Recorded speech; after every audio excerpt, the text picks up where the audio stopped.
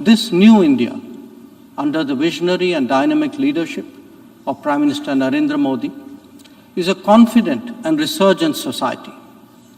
Its agenda for our centenary will be achieved through the 5 pledges that we committed to on our Independence Day.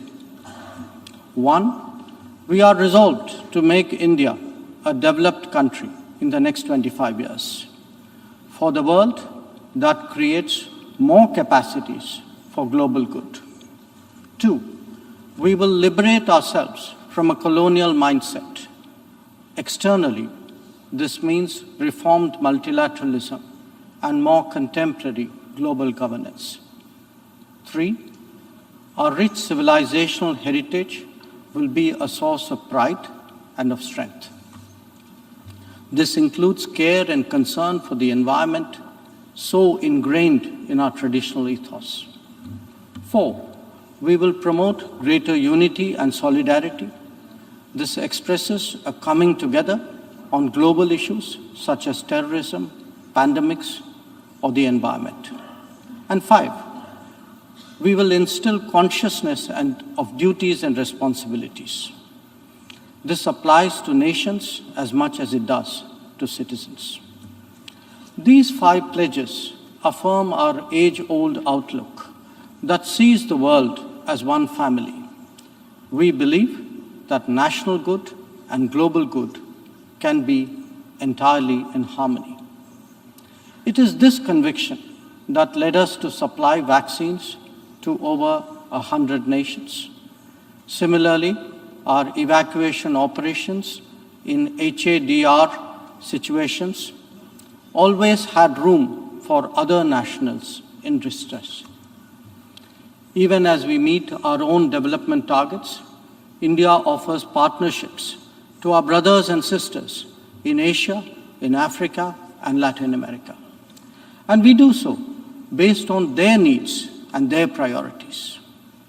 Today, the focus is on green growth, better connectivity, digital delivery, and accessible health. Our solidarity is not just in words. You can see them in 700 projects across the world. Madam President, even while India contributes to global betterment, we recognize the sharp deterioration in the international landscape. The world is already struggling with challenges of post-pandemic economic recovery. The debt situation of the developing is precarious. To this is now added the rising costs and the shrinking availability of fuel, of food, and of fertilizers. These, along with trade disruptions and diversions, are among the many consequences of the Ukraine conflict.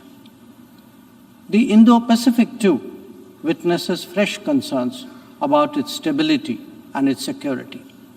And climate events have added an overlay on these mounting anxieties. As we saw in the case of the COVID pandemic, the South will be the most impacted, even if the immediate causes are well beyond. It is imperative that global conversations recognize this deep unfairness. The inequity of vaccine distribution should not be replicated in other domains. Madam President, as the Ukraine conflict continues to rage, we are often asked, whose side are we on? And our answer each time is straight and honest.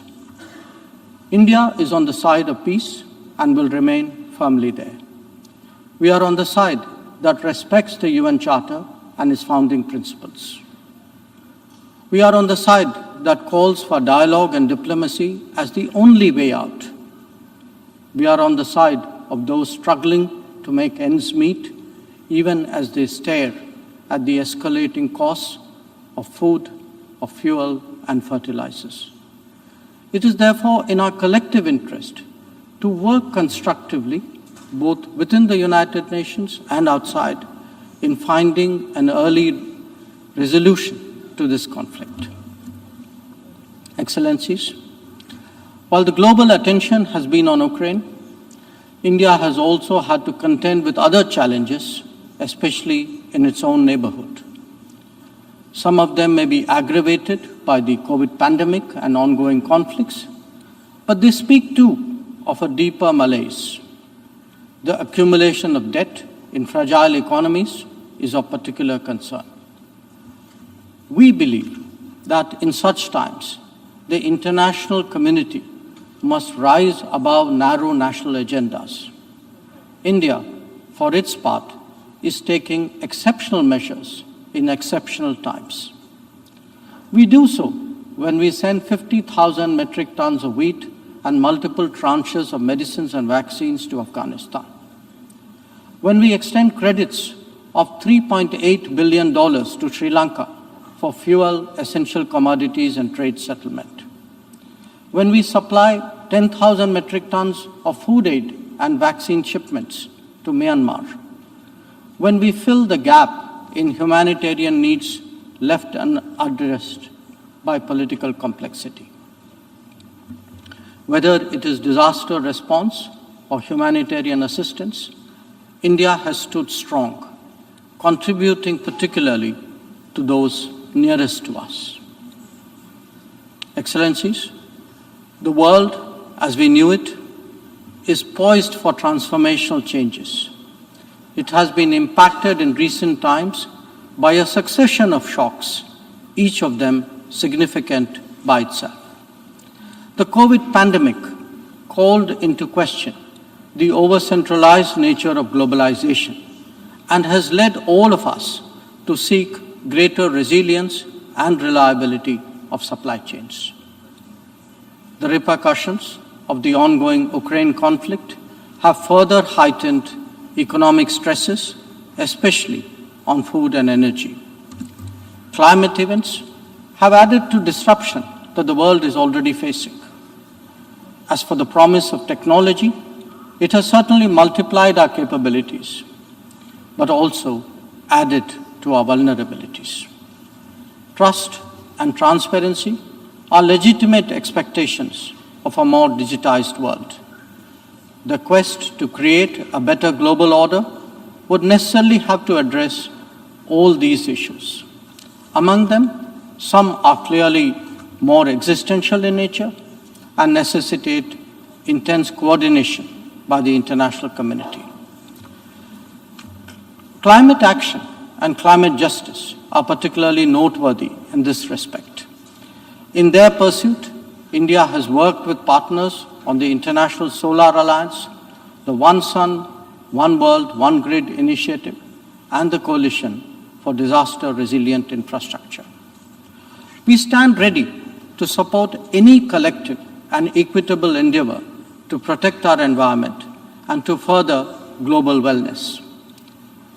Lifestyle for environment, or LIFE, as declared by Prime Minister Narendra Modi in Glasgow on the sidelines of COP26, is our homage to Mother Nature. India remains deeply committed to fighting climate change under the UNFCCC and the Paris Agreement. We do so on the principle of common but differentiated responsibilities and respective capabilities in the light of different national circumstances. We have announced our updated nationally determined contributions after COP26. Excellencies, India's steadfast commitment to South-South cooperation is by now well established and well recognized. Our approach is based on principles of mutual respect and national ownership, with a commitment to sustainable development for all. As we begin the G20 presidency this December, we are sensitive to the challenges faced by developing countries. India will work with other G20 members to address serious issues of debt, of economic growth, food and energy security, and particularly of environment. The reform of governance of multilateral financial institutions will continue to be one of our core priorities. Madam President, India would be completing its tenure as a member of the Security Council this year. In our term, we have acted as a bridge on some serious but divisive issues confronting the Council. We have also focused on concerns such as maritime security, peacekeeping, and counter-terrorism. Our contributions range from providing technology with a human touch to ensuring safety and security of UN peacekeepers. As the chair of the Counter-Terrorism Committee this year, India would be hosting its special meeting in Mumbai and New Delhi. I invite all member states to participate in it. We need to create a global architecture that responds to the new tech tools deployed against open, diverse, and pluralistic societies. Having borne the brunt of cross-border terrorism for decades, India firmly advocates a zero-tolerance approach. In our view, there is no justification for any act of terrorism regardless of motivation, and no rhetoric, however sanctimonious, can ever cover up bloodstains. The United Nations responds to terrorism by sanctioning its perpetrators. Those who politicize the UNSC 1267 sanctions regime, sometimes even to the extent of defending proclaimed terrorists, they do so at their own peril. Believe me, they advance neither their own interests nor indeed their reputation. India has always espoused a cooperative, inclusive, and consultative approach to international relations.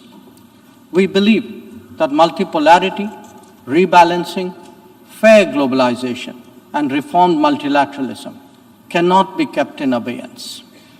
The call for reformed multilateralism, with reforms of the Security Council at its core, enjoys considerable support among UN members. It does so because of the widespread recognition that the current architecture is anachronistic and ineffective. It is also perceived as deeply unfair, denying entire continents and regions a voice in a forum that deliberates their future. India is prepared to take up greater responsibilities, but it seeks, at the same time, to ensure that the injustice faced by the Global South is decisively addressed. Our call is to allow serious negotiations on such a critical matter to proceed sincerely.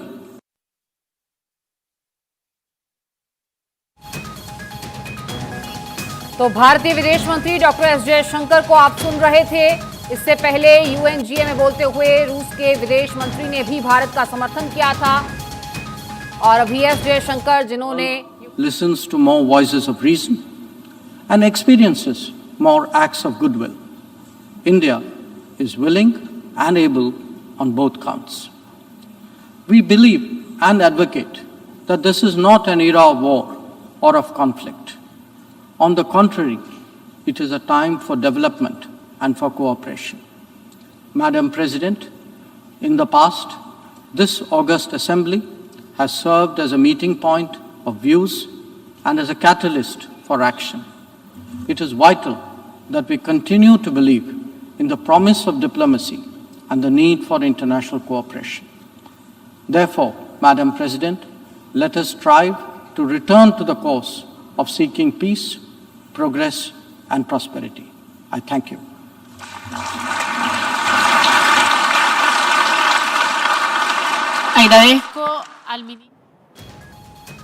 तो UNGA में विदेश मंत्री S Jaishankar बोल रहे थे। आपने सुना, S Jaishankar ने कहा कि हमें नया भारत बनाना है। नया भारत आत्मविश्वास से भरा हुआ है। ग्रीन ग्रोथ पर भारत का फोकस है। पीएम मोदी के नेतृत्व में नया भारत बन रहा है। ये तमाम बयान जलवायु परिवर्तन पर किस तरह से भारत काम कर रहा है, सोलर ऊर्जा को कैसे बढ़ावा दिया जा रहा है और तमाम तकनीकें कैसे भारत में अपनाई जा रही हैं। और मूल्यों की बात करें तो हमेशा से शांति का भारत समर्थक रहा है। श्रीलंका के संकट में भारत ने उसकी मदद की और किस तरह से इस युग को युद्ध का युग न बताते हुए युद्ध का विरोध किया। ये विकास और आपसी सहयोग का समय बताया विदेश मंत्री एस जयशंकर ने। भारत सीमा पार कैसे आतंकवाद से पीड़ित है, इस चीज का भी जिक्र किया। पाकिस्तान का भी जिक्र यहां पर हुआ। विदेश मंत्री एस जयशंकर को आपने सुना, जिन्होंने हर पहलू से भारत का जिक्र किया, विकास का, भारत की प्रभुसत्ता का, और किन चुनौतियों का सामना भारत कर रहा है, फिर चाहे वो सीमा पार आतंकवाद हो, पाकिस्तान का मसला हो, कश्मीर का मसला हो, इन तमाम चीजों का भी आज यहां पर जिक्र हुआ। और पाकिस्तान पर भारत ने पलटवार किया है और यह साफ कर दिया है कि सीमा पार आतंकवाद से भारत पीड़ित है और भारत के अंदर किस तरह से विकास कार्यों को तरजीह दी जा रही है, किस तरह से भारत नए भारत की तरफ बढ़ रहा है, नए भारत में किस तरह से आत्मविश्वास बढ़ा है, ग्रीन ग्रोथ पर किस तरह से भारत का फोकस है, पीएम मोदी का नेतृत्व क्या है, उस नेतृत्व में कैसे भारत नया बन रहा है, इन तमाम चीजों का जिक्र और हर पॉजिटिव पहलू का यहां पर जिक्र किया गया। हर पॉजिटिव पहलू की बात कहते नजर आए विदेश मंत्री एस जयशंकर। और इससे पहले यूएनजीए में बोलते हुए रूस के विदेश मंत्री ने भी भारत का समर्थन किया था। यूएनएससी में भारत की स्थायी सदस्यता का उन्होंने समर्थन किया था। तो यहां पर यह समझने वाली बात है कि किस तरह से भारत की पैरवी करते हुए विदेश मंत्री ने भारत के हर पहलू से पूरी दुनिया को अवगत कराया है। इस भारत में जगह नहीं है आतंकवाद की। इस दौरान एस जयशंकर ने कहा कि भारत पूरे विश्व के लिए एक उज्जवल भविष्य सुनिश्चित करने के लिए संयुक्त राष्ट्र के साथ अपनी साझेदारी को मजबूत करने के लिए प्रतिबद्ध है। 18वीं सदी में भारत का वैश्विक जीडीपी का लगभग 1/4 हिस्सा था। अब 20वीं सदी के मध्य तक उपनिवेशवाद के दौरान हम विश्व के सबसे गरीब देशों में से एक हो गए, लेकिन आज़ादी के 75वें साल में भारत गर्व से आपके सामने दुनिया की 5वीं सबसे बड़ी अर्थव्यवस्था के रूप में खड़ा है। हाल ही के दिनों में डिजिटल तकनीक ने 800 मिलियन भारतीयों के लिए खाद्य सुरक्षा को बेहतर बनाया। $300 बिलियन से अधिक के लाभ डिजिटली वितरित किए जाते हैं। 400 मिलियन से अधिक लोगों को नियमित रूप से भोजन मिलता है। हम 2 अरब से अधिक टीके लगा चुके हैं, जिसमें भी डिजिटल तरीके से सारे काम पूरे किए गए। इन तमाम चीज़ों का जिक्र किया गया। आपको बता दें, विदेश मंत्री डॉक्टर एस जयशंकर 18 से 28 सितंबर तक अमेरिका की 10 दिवसीय यात्रा पर हैं। इस दौरान विदेश मंत्री ने संयुक्त राष्ट्र महासभा यूएनजीए के 77वें सत्र में उच्च स्तरीय सप्ताह में भारतीय प्रतिनिधिमंडल का नेतृत्व किया। इसके अलावा विदेश मंत्री ने संयुक्त राष्ट्र सुरक्षा परिषद के बहुपक्षवाद को फिर से मजबूत करने और व्यापक सुधार प्राप्त करने पर L69 समूह की उच्च स्तरीय बैठक में भी भाग लिया। विदेश मंत्री अमेरिकी अधिकारियों के साथ द्विपक्षीय चर्चा के लिए 25 से 28 सितंबर तक वॉशिंगटन की यात्रा करेंगे।